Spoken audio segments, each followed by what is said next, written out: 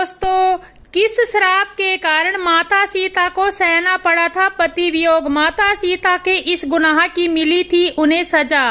रामायण की कथा तो सभी ने सुनी या पढ़ी होगी, जिसमें श्री राम और माता सीता के जीवन से जुड़े पहलुओं को दिखाया गया है। आइए आज के लेख में प्रभु राम और सीता से जुड़ी एक धार्मिक कथा के बारे में आपको बताते हैं, जिसके अनुसार बालावस्था में हुए कर्मों के कारण माता सीता को प्रभु श्री राम से अलग होना पड़ा था। रामायण की एक कहानी में बताया गया है कि कैसे मर्यादा पुरुषोत्तम राम ने अपनी पत्नी सीता को एक धोबी की बातों में आकर अयोध्या छोड़कर जाने को कह दिया था। लेकिन क्या आपको पता है कि वह धोबी के रूप में जन्मा एक पक्षी था, जिसके श्राप की वजह से ही माता सीता को वन में भटकना पड़ा था। जी हाँ, आपने सही सुना, माता सीता को श्राप मिला था। आज हम आपको बताएंगे कि देवी सीता को किस पाप की सजा मिली थी और जो उन्हें वन वन भटकना पड़ा। मिथिला नगर में जनक राजवंश राज करता था। उन्हीं में से एक राजा दशरथ थे। एक बार यज्ञ के लिए वह जमीन जोत रहे थे। उसी समय वहां एक छोटी सी कन्या निकलती है। इस सुंदर कन्या को देखकर राजा को बहुत खुशी हुई। उन्होंने उस कन्या को अपनी पुत्री बना लिया, जिसका नाम सीता रख दिया। एक दिन सीता अपनी सहेलियों के साथ बगीचे में खेल रही थी। वहां उन्हें एक तोते का जोड़ा दिखाई दिया जो बहुत ही सुंदर था। वे दोनों पक्षी एक पर्वत की चोटी पर बैठकर बातें कर रहे थे। पृथ्वी पर श्री राम नाम की विख्यात एक सुंदर राजा होंगे। उनकी महारानी का नाम सीता होगा। श्री राम सीता के साथ कई वर्षों तक राज्य करेगी। धन्य है वे जानकी देवी और धन्य है वे श्री राम। तोते की ऐसी बातें सुनकर सीता ने सोचा कि ये दोनों मेरे ही बारे में बातें कर रहे हैं। इन्हें पकड़कर मैं इनके अपने जीवन से जुड़ी सारी बातें पूछ सकती हूँ। लेकिन उन्होंने अपनी सहेलियों से उन दोनों पक्षियों को पकड़कर लाने को कहा। उनकी सहेलियां उस पर्वत पर गई और दोनों पक्षियों को पकड़कर ले आई। माता सीता उन पक्षियों से कहती है कि तुम दोनों बहुत ही सुंदर हो, डरो नहीं, मैं तुम्हें कोई नुकसान नहीं पहुंचा सकती। तुम बस मुझे यह बताओ कि तुम कौन हो और कहां से आए हो। राम कौन है, सीता कौन है, तुम्हें उनके बारे में कैसे पता। माता सीता के पूछने पर दोनों पक्षी बताते हैं कि एक उन्हीं के आश्रम में रहते हैं। महर्षि ने रामायण का एक ग्रंथ लिखा, जिसका पाठ उन्होंने अपने शिष्यों को भी कराया है। उन पक्षियों ने सीता को यह बताया कि इस ग्रंथ में महर्षि वाल्मीकि ने बताया है कि महर्षि शर्म के द्वारा किए गए यज्ञ के कारण भगवान विष्णु अर्थात राम, लक्ष्मण, भरत, शत्रुघ्न वे 4 मानव शरीर धारण कर पृथ्वी पर जन्म लेंगे और बड़े होने पर श्री राम महर्षि विश्वामित्र और अपने छोटे भाई लक्ष्मण के साथ हाथ में धनुष लिए मिथिला आएंगे और शिव जी के धनुष को तोड़कर सीता से विवाह करेंगे। फिर उस पक्षी के जोड़े ने कहा, सुंदरी, हमने तुम्हें सब कुछ बता दिया, अब हमें छोड़ दो, हमें जाना है। पक्षियों की बातें सुनकर माता सीता के मन में और भी बातें जानने की इच्छा हुई। उन्होंने उन दोनों पक्षियों से पूछा, राम कहाँ होंगे, किसके पुत्र हैं, किसकी मिथिला आकर जानकी से विवाह करेंगे। नर तोता बोला कि श्री रामचंद्र जी का मुख कमल के समान सुंदर, नैन बड़े और छाती चौड़ी और सुंदर वर्णन बताया गया, जिसके गुणों का बखान सम्मुख वाला भी नहीं कर सकता। दोनों पक्षी कहते हैं कि जानकी देवी धन्य है, जो जल्द ही रघुनाथ जी की पत्नी बनकर उनके साथ कई वर्ष तक राज्य करेगी। लेकिन तुम कौन हो? पक्षियों की बातें सुनकर सीता ने कहा कि जिसे तुम लोग जानकी कह रहे हो वो मैं ही हूँ। माता सीता उन्हें कहती है कि मैं तुम दोनों को तभी छोड़ूंगी जब श्री राम यहाँ आकर मुझे विवाह करेंगे। तब तक तुम दोनों आराम से मेरे घर में रह सकते हो। यह सुनकर मादा तोता जानकी से कहती है कि हम वन के पक्षी हैं, हमें घर में सुख नहीं मिलेगा। मैं गर्भवती हूँ, मुझे जाने दो, मैं अपने स्थान पर जाकर बच्चों को पैदा करूंगी और उसके बाद में फिर आ जाऊंगी। पर सीता जी ने उसे नहीं छोड़ा। तब उसके पति यानी नर तोते ने कहा, सीता, मेरी पत्नी को छोड़ दो, वह गर्भवती है, जब तक बच्चों को जन्म देगी तब तक उसे लेकर मैं फिर से तुम्हारे पास आऊंगा। तब माता सीता ने कहा, तुम आराम से जा सकते हो, लेकिन यह मुझे बहुत पसंद है, तुम घबराओ नहीं, मैं इसकी अच्छे से देखभाल करूंगी। जब सीता ने उस तोते को छोड़ने से मना किया तब वह पक्षी दुखी हो गया। पक्षी दोबारा सीता जी से निवेदन करता है कि मैं अपनी पत्नी के बिना जिंदा नहीं रह सकता हूँ, इसे छोड़ दो। माता सीता बहुत अच्छी तरह से प्रार्थना नहीं मानती और इस तरह वह उस सीता ने उसकी पत्नी को नहीं छोड़ा। तब मादा पक्षी ने क्रोध में आकर सीता को श्राप दिया कि अरे, जिस प्रकार तू मुझे इस समय मेरे पत्नी पत्नी से अलग कर रही है, वैसे ही तो गर्भावस्था में श्री राम से अलग होना पड़ेगा। कुछ दिन बाद पति से बिछुड़ने का दुख में मादा पक्षी के प्राण निकल गए। पत्नी की मौत हो जाने पर नर पक्षी दुखी हो गया और वह सीता जी से बोला कि मनुष्य से भरी श्री राम की नगरी अयोध्या में जन्म लूंगा, मेरे ही कारण तुम्हें पति के वियोग का दुख उठाना पड़ेगा। यह कहकर वह वहां से उड़ जाता है। कुछ साल बाद उसका जन्म अयोध्या में धोबी के घर हुआ। उस धोबी के कारण ही सीता जी का अपमान हुआ, उन्हें अपने पति श्री राम से अलग होना पड़ा। उस तोते का श्राप सीता जी के पति श्री राम से बिछुड़ने का कारण बना। इसलिए जब माता सीता गर्भवती थी तो उन्हें पति से दूर वन में रहना पड़ा। तब माता सीता महर्षि वाल्मीकि के आश्रम में पहुंची और वहां पहुंचने पर लव कुश को जन्म दिया। आपने अक्सर लोगों को सुना होगा कि हम हमारे कर्मों का फल हमें यही मिलता है। इसी कहानी से यह बात सिद्ध हो जाती है कि कर्म से फल कोई भी नहीं बच सकता, चाहे वह भगवान हो, राम हो, सीता हो, सभी को अपने कर्मों का फल भोगना पड़ता है। देवी सीता के वियोग की अन्य कथा भी है। देवी सीता के वियोग की अन्य कथा पुराणों में यही मिलती है कि उनका संबंध देवर्षि नारद से माना जाता है। कथा के अनुसार एक बार नारद जी को अभिमान हो गया कि कामदेव और उनकी तपस्या भी ब्रह्मचार्य को भंग नहीं कर सकते। उन्होंने यह बात अभिमान में शिव जी के बाद हरि को बताई और तब से हरि ने सोचा इस बात का घमंड हो गया है जो कि सही नहीं है। इसके लिए उन्होंने एक योजना बनाई और माया रची। जैसे ही हरि से प्रणाम करके नारद मुनि तब बढ़े तो उनको एक भवन दिखाई दिया जहां राजकुमारी विश्वमोहिनी को देखकर वह मोहित हो गए। यह सब माया थी और राजकुमारी को पाने के लिए भगवान विष्णु की शरण में पहुंचे और कहा कि हे प्रभु, आप मुझे अपना श्री हरि का सुंदर रूप दे दीजिए। तब भगवान ने कहा कि हे नारद जी, ऐसा ना हो कि आप इस रूप को लेकर बाद में पछताएं। दरअसल नारद जी राजकुमारी का रूप देखकर भूल गए और उनका एक रूप वानर का भी है। तब उन्होंने वही रूप नारद जी को दे दिया। तब नारद जी राजकुमारी के स्वयंवर में पहुंचे और पूरी सभा बंदर वाले मुख को देखकर हंसने लगी और राजकुमारी ने भी मुख को देखकर वरमाला नहीं पहनाई। जब नारद जी ने सोचा आखिर सभी मुझे देखकर हंस क्यों रहे हैं और राजकुमारी ने मुझे माला क्यों नहीं पहनाई, तभी भगवान विष्णु सभा में पधारे और राजकुमारी ने उनको माला पहना दी। तब उन्होंने पानी में अपना मुख देखा तो बानर वाला मुख देखकर क्रोधित हो गए और क्रोध में उन्होंने भगवान विष्णु को श्राप दिया कि जिस तरह से मैं स्त्री के लिए तड़प रहा हूं, आप भी पृथ्वी पर स्त्री का वियोग का सामना करेंगे। और माया प्रभाव खत्म हुआ तो नारद जी को अपनी गलती का एहसास हुआ और उन्होंने क्षमा मांगी। भगवान राम और माता सीता के वियोग में उसको दुख सहना पड़ा। ब्रह्मा विष्णु महेश आदि देवताओं ने श्री सीता जी को आग में तपाए हुए शुद्ध स्वर्ण के समान कहकर प्रशंसा की। सूर नर मुनि कोई ऐसा नहीं है जो इस चरित्र को देखकर संपन्न में भी अकता हो। वह मूर्ख अवश्य ही करोड़ों नरकों के निवास होंगे और रोग के वश में रहकर नरक भोगेंगे जो सीता जी को कलंकित कहेंगे।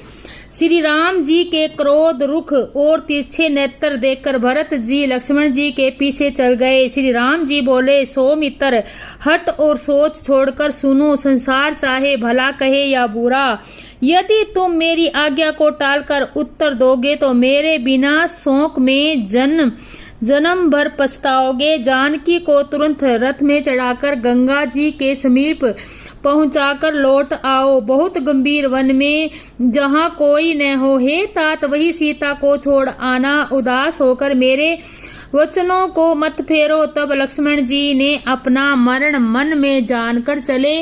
सुंदर विमान में सीता जी को बैठाकर वस्त्र और भोजन रखे। श्री राम जी की प्रियतमा सीता जी मन में प्रसन्न होकर चली। सीता जी लक्ष्मण जी को व्याकुल देखकर विस्मित होकर चली, ऐसी घबराई जैसे मणि के बिना सांप। वे हृदय के विचार कह नहीं सकती। गंगा जी के किनारे विमान से उतरकर घना जंगल देखकर वे डरी। कुछ रहस्य जानकर भयभीत सीता जी मनोहर वचन बोली, हे देवर, यहाँ मुनियों के आश्रम दिखाई नहीं देते, तुम कहाँ जा रहे हो? यहाँ पक्षी, हिरण, सिंह, सांप आदि बाघ, भेड़िया, सियार भरे हैं, कोई मुनि आते जाते भी नहीं मिलते, मेरे शरीर से प्राण निकल जाते हैं। सीता जी की व्याकुलता देखकर लक्ष्मण जी कहने लगे कि ब्रह्मा ने यह क्या किया? सीता जी रथ में मूर्छित हुई, परंतु पृथ्वी पर गिरते हुए लक्ष्मण जी ने संभाली। सीता जी को व्याकुल देखकर मन में कहने लगे कि अब बिना जीवन के प्राण निकल जाते हैं। जानकी जी की व्याकुलता देखकर और उनके प्राण हटकन जानकर भी वे अपने जीवन को दिखाते हुए शरीर छोड़ने को उद्यत हो गए। लक्ष्मण जी को निष्प्राण देखकर आकाशवाणी, हे लक्ष्मण, तुम सीता को त्याग कर चले जाओ, सौभाग्यवती सीता जी जीतती रहेगी। आकाशवाणी सुन लक्ष्मण को धैर्य हुआ और हाथ जोड़कर परिक्रमा की। रथ लेकर सीता जी के चरणों की वंदना करके वे मन में बड़े दुखी और अयोध्यापुरी को लौट दिए। सीता जी ने मूर्छा से जाकर चारों ओर देखा, परंतु उनको कहीं रथ, घोड़े और लक्ष्मण जी ने दिखे तो वे बोली, मेरे प्राणों ने पहले भी दुख सहा है, अभी नहीं निकलना चाहते। सीता जी वन में बहुत विलाप कर रही है। इतने ही में वाल्मीकि मुनि घूमते हुए उधर आ निकले। सीता जी ने वाल्मीकि मुनि को पहचान कर अपना वन आने का सब हाल वर्णन किया। हे मुनि, मैं राजा जनक की पुत्री और श्री राम की पत्नी हूँ, यह जगत जानता है। मैं अपने त्यागे जाने का कारण कुछ नहीं जानती। ब्रह्मा की गति बड़ी प्रबल है। देवर लक्ष्मण मुझे यहाँ पहुँचा गए, परंतु हे मुनिवर, मैं इसका कारण कुछ नहीं जानती। अब वाल्मीकि जी बोले, हे पुत्री सुनो, तुम्हारे पिता मिथिला जनक मेरे परम शिष्य हैं। हे सुकुमारी, अब तुम चिंता न करो, अंत में तुम्हें हितकारी श्री राम जी फिर मिलेंगे। आदर सहित सीता जी को पर्णकुटी में लाए और समय स्नान करके सब स्थिति सुनी। मुनि ने बहुत भांति से धैर्य दिया। तब सीता जी ने गंगा जी में स्नान किया और फिर रामचंद्र जी का स्मरण कर उनकी मूर्ति हृदय में धारणा की। मुनि ने आशीर्वाद कहकर फल दिए। मुनि अपने कथाएं कहते हैं और सीता जी के साथ पक्षीगण सुनते हैं। मुनि मन में बहुत से धारण करके हुए लक्ष्मण अयोध्या में आए। लक्ष्मण जी ने सीता जी को त्याग कर आए और व्याकुल होकर अपने भवन में गए। वे माता सीता जी को दारुण दुख देने का हाल रो कर कहने लगे। सुनकर माता मूर्छित हुई, जैसे मणि के बिना सर्प व्याकुल हो जाता है। सब रो रो कर कहती है कि इस दारुण दुख को कौन सह सकता है।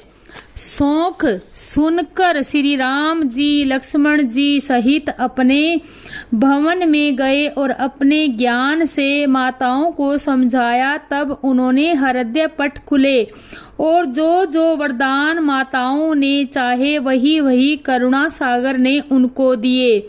तब उन्होंने योगाग्नि ने शुद्ध करके अपने शरीर को त्याग दिया। योगासिनी से शरीरों को भस्म कर तब पति धाम को गई। तब श्री राम जी, भरत जी, लक्ष्मण जी और शत्रुघ्न जी शोक मगन हो गए।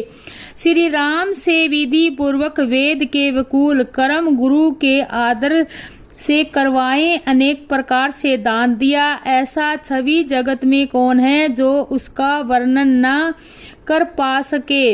एक बार सुखदाई श्री राम जी गुरु के घर मंत्री और छोटे भाइयों के साथ गए। पृथ्वी पर मस्तक झुकाकर प्रणाम किया, श्रेष्ठ आशीर्वाद पाकर बैठ गए। वे बोले, आपकी कृपा से मैंने अनेक एक से एक उत्तम यज्ञ किए, परंतु हे नाथ, सारे पूर्ववासियों के हृदय में एक असमेव यज्ञ देखने की इच्छा है। हे नाथ, आप यदि आज्ञा दे तो मैं आपके चरणों में मस्तक झुकाकर करूं। ऐसी प्रीति युक्त वचन सुनकर मुनि बड़े प्रसन्न हुए और बोले, आप ऐसे नीति से युक्त वचन क्यों नहीं कहेंगे? ब्रह्मा जी आपका मनोरथ पूर्ण करे। हे भरत, उठो और उचित प्रबंध करो। मुनि के वचन सुनकर भरत, शत्रुघ्न और लक्ष्मण जी प्रसन्न होकर घर गए।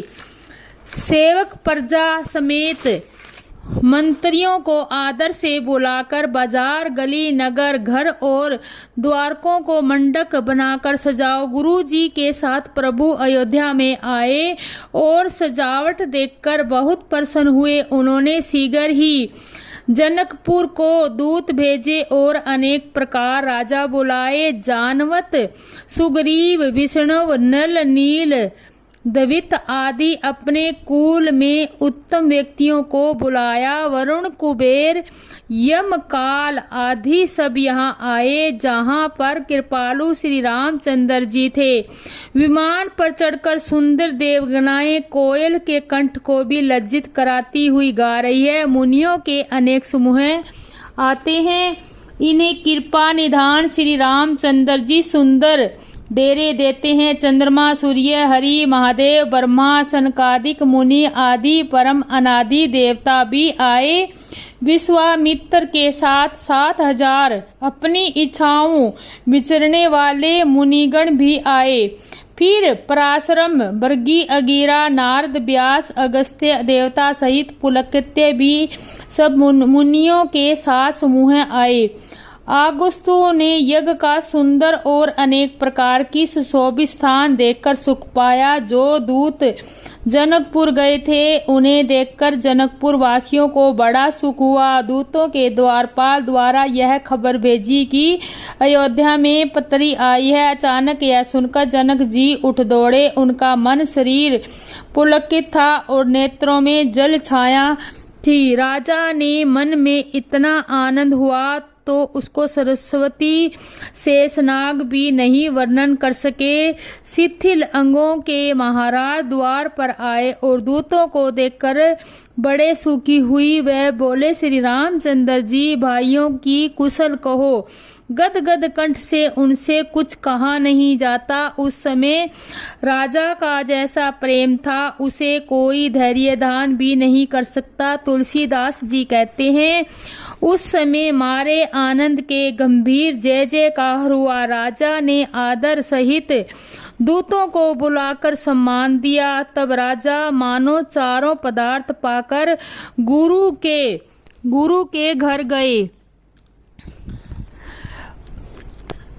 ये पत्रिका के दान दिया और पत्री पढ़ते समय अनेक स्नेह में नहीं समाता। अपने दूतों को बुलाकर वे हंसने लगे और नगर, ग्राम, घरों और मंगल सजाओं को और अनेक प्रकार के बाजे बजाओ और आदर से सत्कार कर सम्मान किया और बुलाया। और आगे आप पढ़ते रहिएगा हमारी कहानी। इस प्रकार राजा जनक मुनि के सहित बाजी बजा कर चले और दूसरे दिन तीसरे पहर को अयोध्या नगरी के निकट पहुँचे। श्री राम जी ने प्रसन्न होकर नगर के बाहर पवित्र सरयू के किनारे उन्हें ठहराया। फिर छोटे भाइयों को राज समाज सौंप कर प्रभु वहां आए, जहां नृप श्रेष्ठ महाराज जनक जी थे। तब राजा ने मिलकर उन्हें निकट बैठाया। फिर गदगद होकर मधुर वचन बोले। चंद्रमुख का सारा शरीर देखकर राजा का हृदय आनंद में नहीं समाता था। प्रभु ने विनय युक्त सब सेवा करके भरत और मंत्री को बुला लिया। राजा जनक जी की सेवा का सारा भार भरत जी ने संभाला। हे पक्षीराज सुनो, उनके हृदय में बड़ा ही आनंद था। फिर गुरु जी को सादर सिर झुकाया और मन चाहा आशीर्वाद पाया। फिर प्रभु ने सारे देवता और गुरुजनों को प्रणाम किया। मनोवांछित आशीष पाकर प्रसन्न हुए। 10,000 श्रेष्ठ मुनियों सहित प्रभु श्री राम जी की यशशाला में आए। तब वशिष्ठ जी ने विनम्र वचन कहे, हे राम, मेरा विचार सुनो। सब धर्म जिसका वेदों में बखान किया और जो संत पुराण और संसार को वैदित है, वे बिना स्त्री के सफल नहीं होते। इसलिए हे करारी, अब मिथिला लेश कुमारी जानकी जी चाहिए। मुनि के वचन सुनकर श्री राम चुप रह गए, सत्य असत्य कुछ न बोले। फिर कहने लगे, हे मुनिराज, मेरे प्रण के यश को समझ कर दया करके वही करिए जिससे सुकृति पुण्य रहे। दोनों ओर के गुरु नारद व सनकादिक मुनियों ने वचन लिया। समय को पाकर वो चले गए और सीता जी मुनि के आश्रम में रहने लगी। और सीता जी ने 2 बच्चों को जन्म दिया, लव और कुश। और सीता जी बेचारी सारी उम्र वन में ही गुजारा, पहले राम के साथ और फिर अकेले।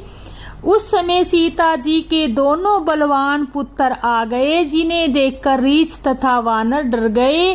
तब हनुमान जी वहां आए। दोनों भाइयों ने कठिन युद्ध करके वानरों को युद्ध में जीत लिया। फिर भरत जी ब्रह्मा को विपरीत जानकर रणभूमि में आए। सब भालू बंदर व्याकुल है, बाणों से दुख पा रहे हैं। उन्होंने जामवंत, सुग्रीव, अंगद, हनुमान आदि सहायक वानरों को बुलाया और कहा, तुम सब मिलकर विभीषण के साथ जाओ और उन दोनों बालकों को पकड़ कर लाओ। पार्वती रीछ और वानर आकर एकत्रित हो गए। उन्होंने प्रभु श्री राम की महिमा को कुछ नहीं जाना। कुछ बोले, अंगद सुनो, तुम्हारा बल संसार को वैदित है। पिता का वध कराकर माता को दूसरे के घर रखकर लज्जा को दूर करके तुम आए हो, उसका फल आज युद्ध में लो और सारे कलंक को दूर करो। यह सुनकर अंगद के हृदय में बड़ा क्रोध छा गया और वे एक पहाड़ लेकर दौड़े। विशाल पर्वत को आते देखकर कुश ने उसे बाण से काटकर तिल समान कर दिया। और जैसा अंगद को अपार अभिमान था, वैसा ही प्रभु ने फल दिया। क्रोधित हो प्रभु ने तक कर बाण मारा और अंगद व नील को आकाश में उड़ा दिया। तब उन्हें फिर पृथ्वी पर गिरते देखा तो बार बार ललकार कर बाण मारे। वे कभी आकाश में और कभी धरती पर गिरते थे। वे बोले, हे प्रभु, हम आपकी शरण में हैं। हमें अपने बल का बड़ा अभिमान था। हे संसार के स्वामी, हमने आपको नहीं पहचाना।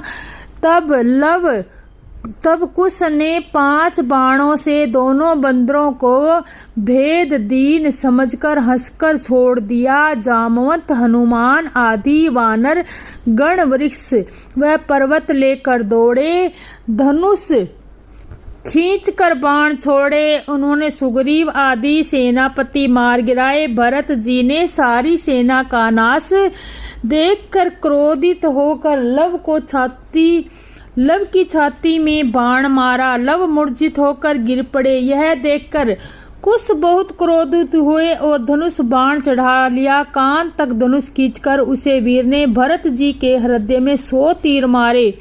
भरत जी मूर्छित होकर युद्ध में गिर पड़े। तब कुश ने लव को हृदय से लगा लिया। गुरु व माता के चरणों का समर्पण करके दोनों युद्ध में जी रहे हैं। 4 दूत खबर लेने आए। उन्होंने भरत जी की सेना देखी। वे खून की नदी देखकर डरे, जिसमें हाथी और रथ बह रहे थे। दूत लौटकर अयोध्या आए। सब समाचार वर्णन किया। दूतों के वचन सुनकर श्री राम ने दुख पाया और यज्ञ छोड़कर सेना को एकत्रित किया। उधर श्री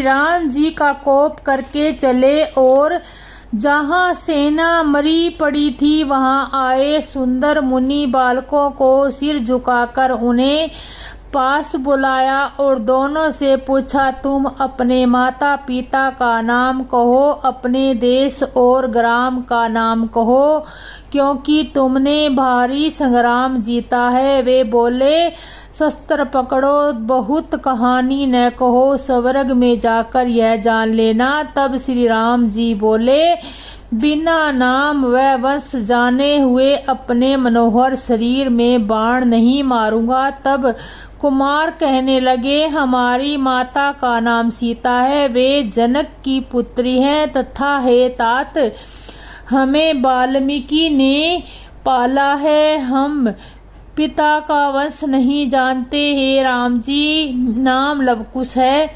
यह अस मन में विचार कर श्री राम जी ने कहा, इन्हें मारना उचित नहीं। वे बोले, हमारी सेना के योद्धा आते हैं, वे ही तुमसे सुखपूर्वक युद्ध करेंगे। ऐसा कहकर श्री रामचंद्र जी ने अंगद, नील, जामवंत और सुग्रीव सेनापतियों को बुलाकर भेजा। तब बलवान लव सावधान हो धनु बाण लेकर दौड़े और विभीषण के सामने आकर क्रोधित होकर बोले, हे मूर्ख सुन, तू भाई को रण में लड़ाकर अत्यंत डरकर शत्रु से जा मिला। तेरा बड़ा भाई पिता के समान पूज्य था, उसकी स्त्री को बरजोरी अपने घर में रख लिया। हे पापी, तूने उसे कितनी ही बार माता कहकर पुकारा होगा, उसी को तूने स्त्री बनाया। क्या यही तेरा धर्म है? अधर्म अन्यायी समुद्र में जाकर डूब मर, गला घोट कर मर जा। रणभूमि में मेरे सामने आकर गाल बजाते हुए तुझे लाज नहीं आती? मेरी आंखों के आगे से हट जा, तेरी मृत्यु निकट आ चुकी है। यह सुनकर विभीषण ने खिसिया कर हाथ में गदा ले ली। तब लव ने उन्हें बाणों से काट कर खंड खंड कर डाला। विभीषण ने गिरते समय क्रोध करके त्रिशूल फेंका, जो लव के शरीर में बिजली के समान घुस गया। तब दोनों भाइयों ने त्रिशूल को निकालकर दमक कर बाण मारे, जिससे जामवंत, सुग्रीव, नल, अंगद आदि विलाप करने लगे। जो वृक्ष पर्वत वानर डालते हैं, उन्हें वे बाणों से धूल के समान उड़ा देते हैं। उन्होंने अपने बाणों से वानरों को घायल कर दिया और जैसा उचित था वैसा फल मिला।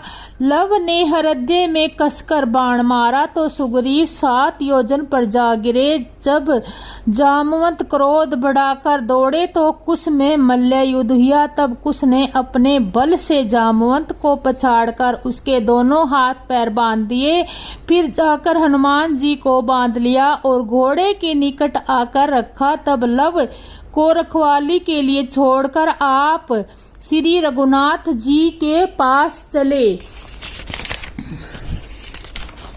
इस तरह बहुत समय व्यतीत हो गया और अपने धाम पधारने का सुंदर अवसर आया। जब ब्रह्मा जी ने जाना कि अब अवधि पूर्ण हो गई है, तब नारद मुनि ने समझाकर कहा, श्री रघुनाथ जी अपने धाम को जाना चाहते हैं।